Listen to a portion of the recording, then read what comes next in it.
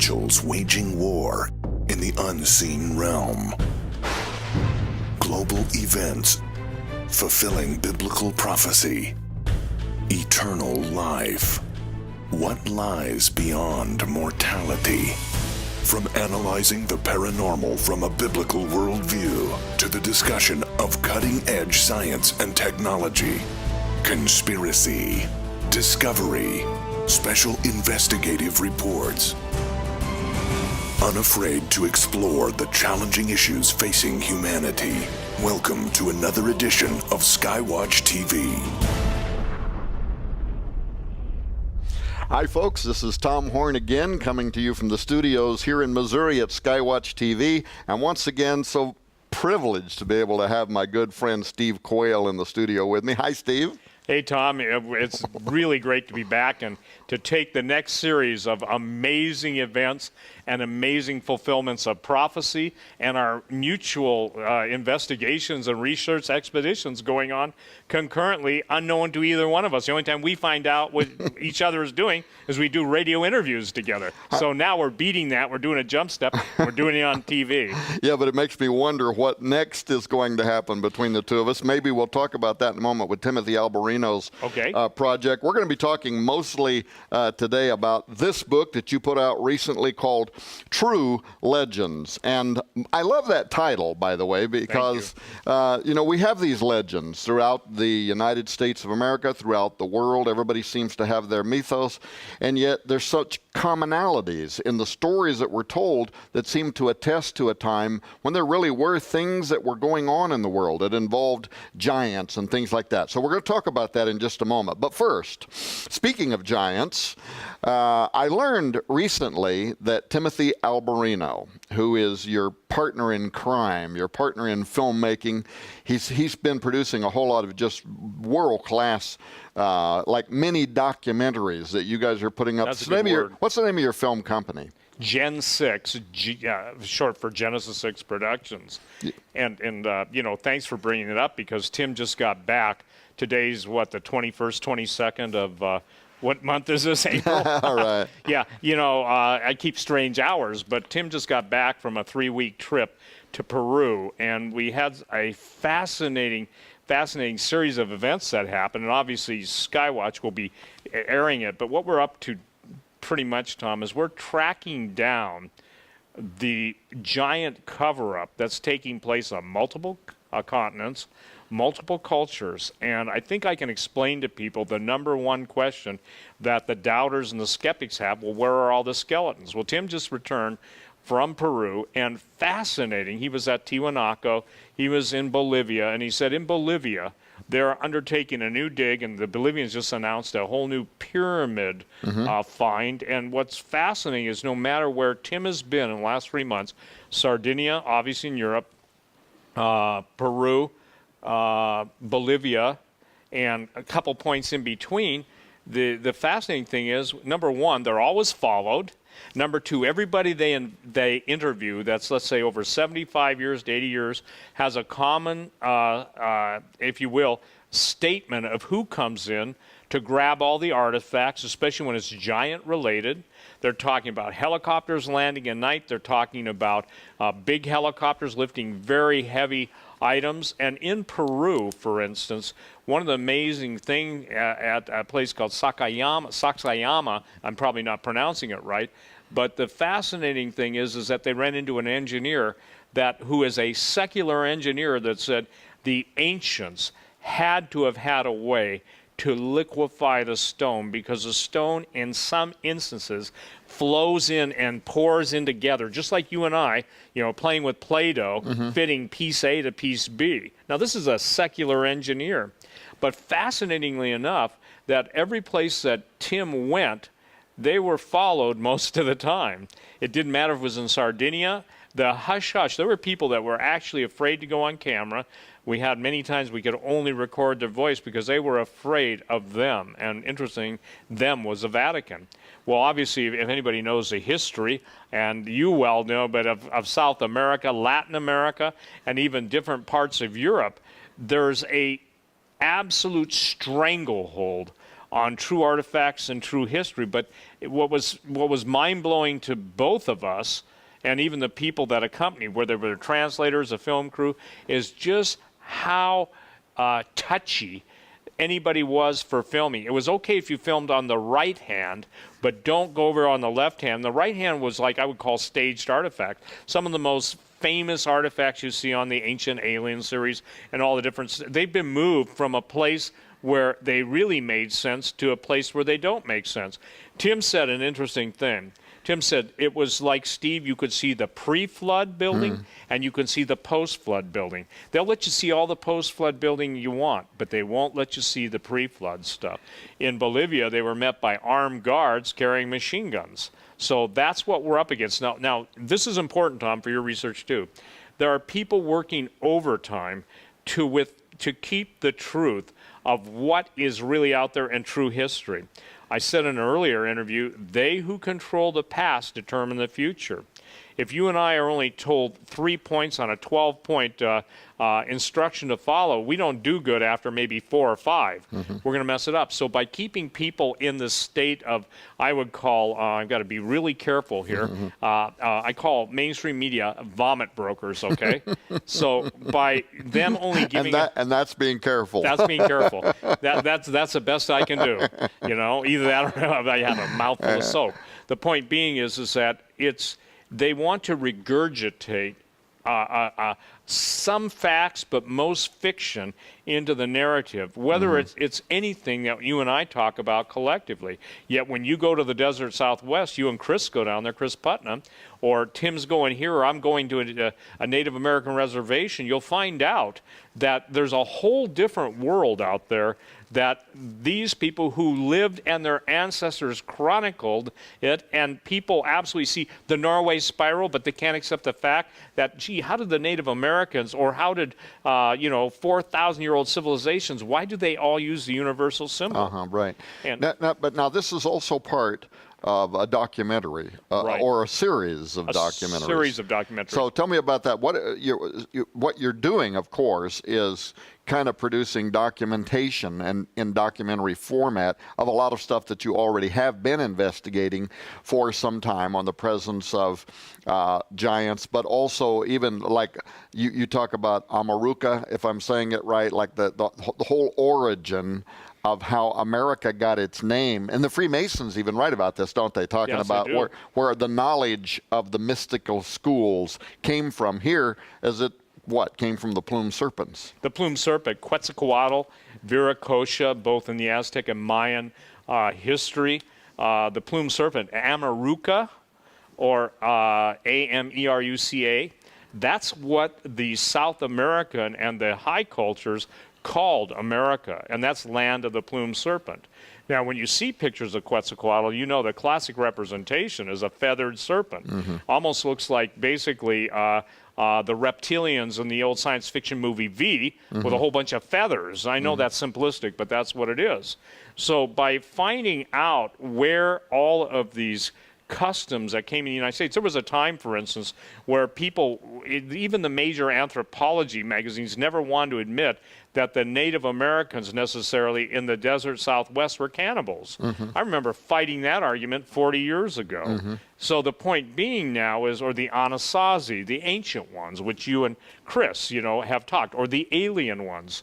What is the central theme in all these, by the way, is cannibalism. Now what we're seeing in the headlines is cannibalism. You're seeing it in all shapes and forms, whether it's the Christian, our brethren in Syria being slaughtered and basically cannibalized, their meat sold for meat in the market, and the world, especially the Western church, is silent. That makes me just go, I said this, the customs of the ancient ones will come into the contemporary times, and you'll know we're in the end times. And that's exactly, now, there was very little cannibalism 20 years ago. Maybe the case of the airliner that went down in the Andes, and situation survival. But there was never, basically cookbooks on the internet and people advertising for people to come and basically let someone kill them, as in the case of Germany, and eat them.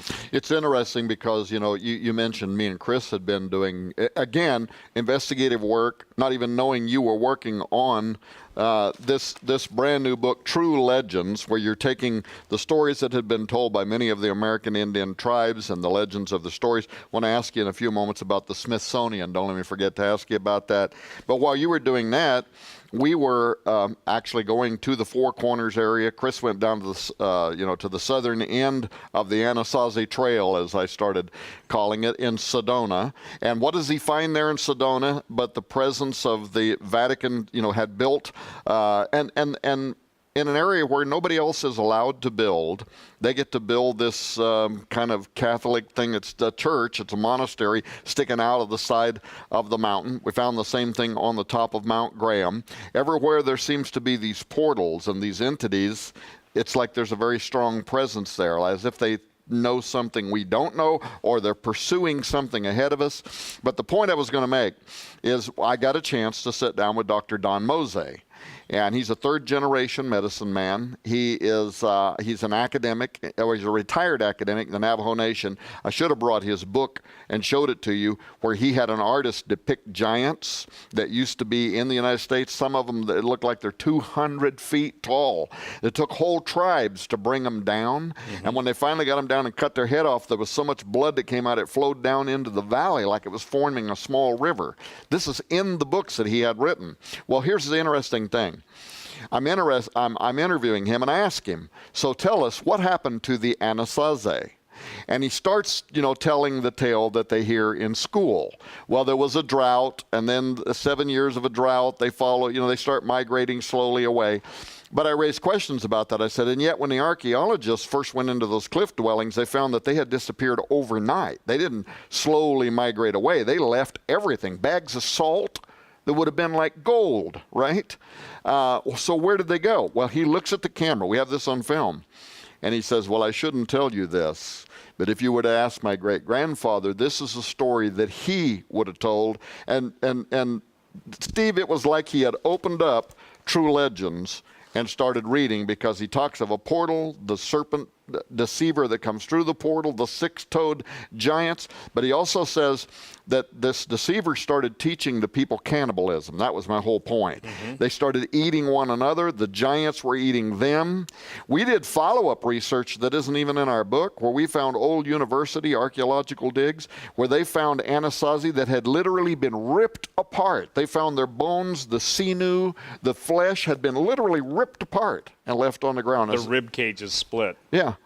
Well, it's funny you would say that, Tom, because, again, this illustrates it. In the book Long Walkers, a pilot who was an active duty Air Force pilot flew into Bagram Air Force Base, I believe, in the year 2005. And I know him personally, came to my store, bona fides, verified, etc., and told the story. Now, you just talked about being ripped apart. Well, he was tasked with flying a dead giant who had cannibalized a squad of Marines that were going in looking for Bin Laden's boys, Al-Qaeda in the caves and everything. And interestingly enough, the very description that was given to the team that basically produced the giant cadaver for him, it takes a special way of killing giants. He said it was like their rib cages were ripped apart. Isn't that interesting? So you're in the desert Southwest talking to that very intelligent man, and his grandfather, I would tell you this, would know more about the truth than all the twisting. Well, Dr. Mose is a third-generation Navajo Nation medicine man and oral historian whose books are used in their schools. So, yeah, he's no Johnny-come-lately. I think the big discrepancy between fact and fantasy is that as the older generation dies off, this is why Tim, he's sitting on a reed island in Lake Titicaca, okay? And he's interviewing I think is it like a 75 or 80-year-old man who only speaks the language that has to be translated into Spanish. Now, Tim speaks perfect Spanish and lived in Peru, so that helps. Mm-hmm. But it's always the same story. So they're talking about the helicopters coming in, talking about cannibalistic giants, and how's this for an interesting story? They go to a place called Amaramuru, which is a Stargate location, actual Stargate. So they have shamans there, and they're ringing a bell, and they're taking a metal object and like you would take your thumb and make a crystal glass hum. They're basically making all these different noises. Now, I've been told by the people that know a lot about this stuff that Stargates work on words, sounds, and a power source. I never found out what the power source was. But while Tim, Vinny, and Benny, those are the three guys in the crew, are camped out at the Stargate, it rains, it hails. They've got this on video. And he said it was the most strangest thing they've ever seen, because around them, everything was clear. But right where they were was, if you will, this directed hailstorm. He said it was so furious that they had to go and get half the village to come and pull their car out and dig their car out of the mud, because basically they had gone up there to see this event. But the strangest lightning, the strangest sound. So what am I saying here? I'm saying that in your findings and our corollary investigation research, the common denominators are always the same. I think I've told you this before, I mentioned it on the radio. I was contacted by a major film studio years ago, 3 or 4, maybe 5 years ago, and they wanted to know if I would be willing to make the Giants rewrite a movie script that I had written, and basically making the Giants nice people. And I said, fee, fi, fo, fum, I smell the blood of an Englishman. Doesn't sound to me like they're eating burgers, okay? Right. So the point being is that even Shrek, there was a cartoon, and they made Shrek. An ogre is a human-eating monster, O-G-R-E. Yeah, not Congress, because there's some of those guys too. Those just eat the fruit of the land. But the point being is that we're seeing now in the corollary investigations that we're doing, the common denominators. And the Anasazi, it's fascinating. You jump to Easter Island now, and Easter Island used to have a curse, and the curse was, your grandmother's flesh lies rotting in my teeth. Lovely, huh? That was a National Geographic. So there's been a cover-up, because again, what's troubling to me is that I see the parasitical appetite of demons coming into common acceptance. I don't play video games. I can honestly say I don't think I've ever played one more than 2 minutes, and then my attention span was over, and my manual dexterity is not what it used to be.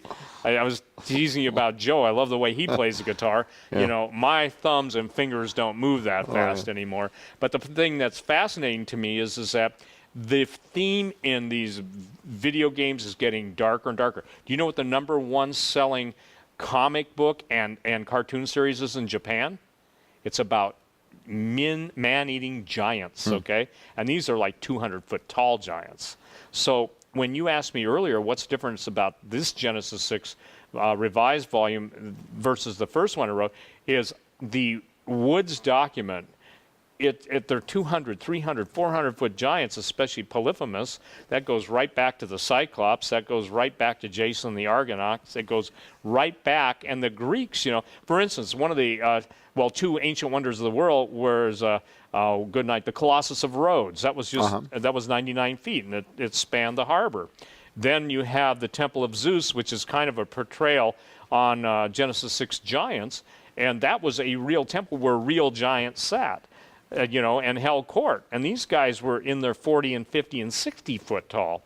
So, Paul Bunyan and all those stories may have been dismissed when you found out from your Native American contact, and I'm hearing the same thing from my contacts around the world, because when you and I go on talk radio, it goes all over the world, and millions of people listen, and we'll hear from Australia, we'll hear from Siberia, we'll hear from all over the place. I mean, I've heard people say, we listen to you on satellite radio. And I said, you mean like Sirius? He said, oh, no, we're on satellite. We're getting you from the satellite downlink. So they must be in some research facility or have some capability.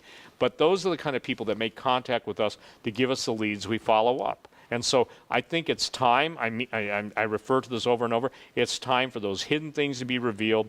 And again, the people of God have nothing to fear. Now, if they know what's coming and we're articulating it, defining it, and preparing them for it, then they will deal with it in victory.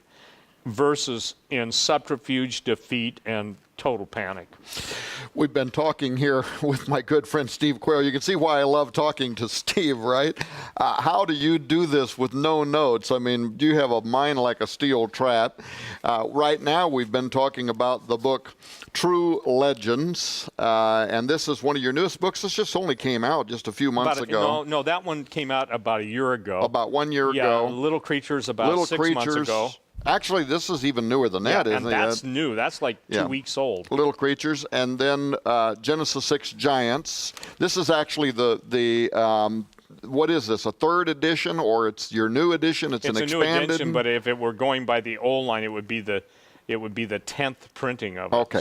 So, but we're making all three of Steve Quayle's books available to you at a very special price. We're also throwing in we typically retail this for $30, Volume 1 of the Researcher's Library of Ancient Texts. This is the Apocrypha, but it has many of the books that you'll find sourced in Steve's books, like the Book of Enoch and some of the other ancient works like Jubilees, which also talks about the giants, also talks about the return of the giants and the fallen angels. Normally, these books all sell for $40 each because they're 2 to 3 times as big as anybody else's works. That would normally, between those 3 books and the Apocrypha, that would be a $150 value, but we are making that available to you during these programs only for a special price of $99.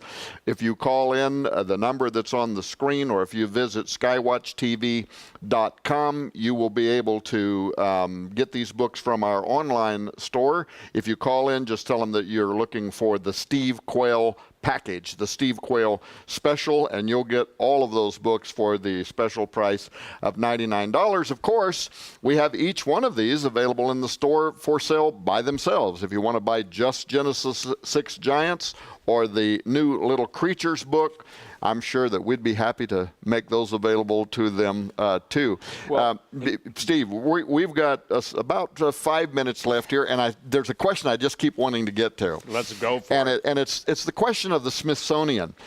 In your book, right towards the very beginning of True Legends, you tell a story that some people are familiar with, probably most people are not familiar with.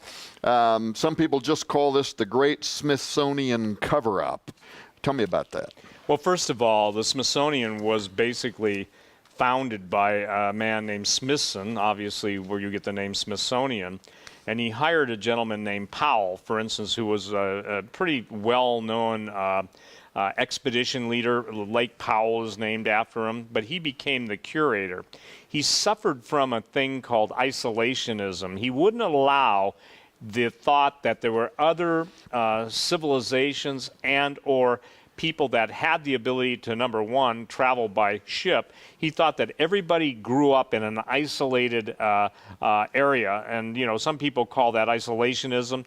Some people call it uniformitarianism, but that's as opposed to diffusionism, where everybody went everywhere. Mm-hmm. And I think it's important to remind people that the Smithsonian, from its very beginning, had the official party line that was pretty much established by Powell.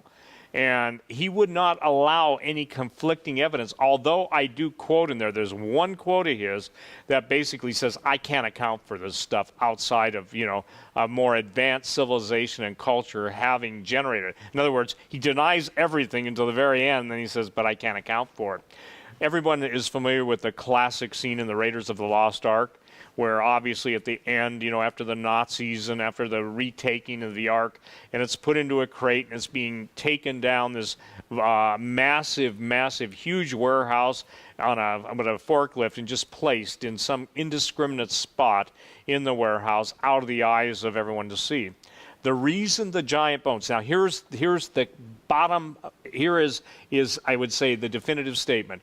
The reason the Smithsonian does not allow the truth to come out on this is because giants would indicate that the biblical narrative is accurate and would totally undermine Darwinian evolution, okay?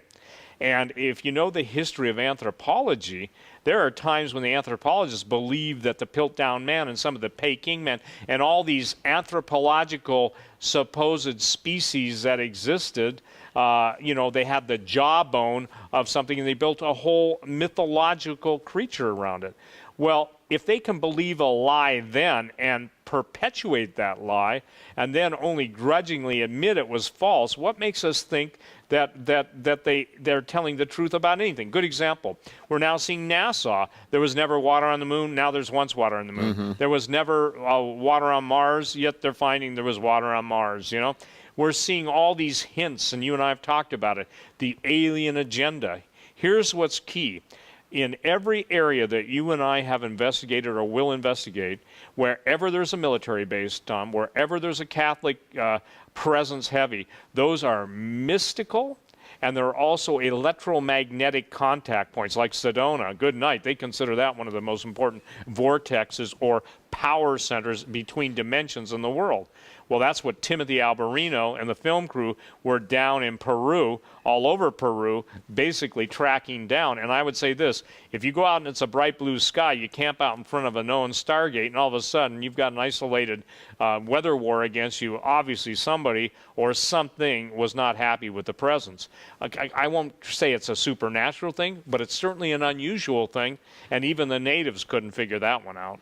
Yeah, and deities try to emulate God, so that how Israel in the Old Testament would follow God, and they would follow the cloud, right? Correct. God created what we could almost explain in chemistry, but he did it miraculously so that they would follow it. And the demons always try to emulate him. They always try to be like he is. I will exalt my throne above the stars of God. I will be like the Most High. This is what they want, right? They want to be worshipped as gods. So it'd make great sense. In fact, in True Legends, you talk about the storm gods, and so there's mythology and storyline that go around that whole concept since forever that would make you then wonder. Timothy goes down. He's with a group of people. He's in an area that's supposed to be a portal. Beautiful weather all over the place, and a storm just decides to come right over the top of them and have a hissy fit because they are there. Of course, electromagnetism. They can read that in the ground. Like you mentioned, Sedona, it's off the chart. And that, of course, can also play a role in our weather patterns. We've only got 45 seconds left in this program, so I'm just going to have to beg you if you can at least come back one more time. We thought we would do 2 shows, then 3. I think we're going to have a 4th show, if you will. I'll do it. Okay. Folks, once again, wonderful being here on the set at Skywatch TV with my good friend Steve Quayle. You would think that with all of the years of and hundreds of hours of radio that you and I have done together, that we would have been in each other's presence before. But this is actually the first time that we've sat down next to each other, and this time I couldn't be happier to have him. And we're gonna when the Timothy Alberino, Steve Quayle Gen 6 products become available, you'll see them here. The supernatural realm is real, and we humans are naturally curious about it. That's why there are so many television reality shows featuring ghost hunters and alien chasers and mediums and psychics. Well, by and large, the Christian church avoids these controversial topics, even though we have the authoritative book on the subject. That's our mission at Skywatch TV, is to address issues of the paranormal and the supernatural from a Christian, a biblical perspective. But we depend on your support to do it. To find out how you can support Skywatch TV prayerfully and financially, please log on to our website, skywatchtv.com. And keep watching as we keep watch at Skywatch TV.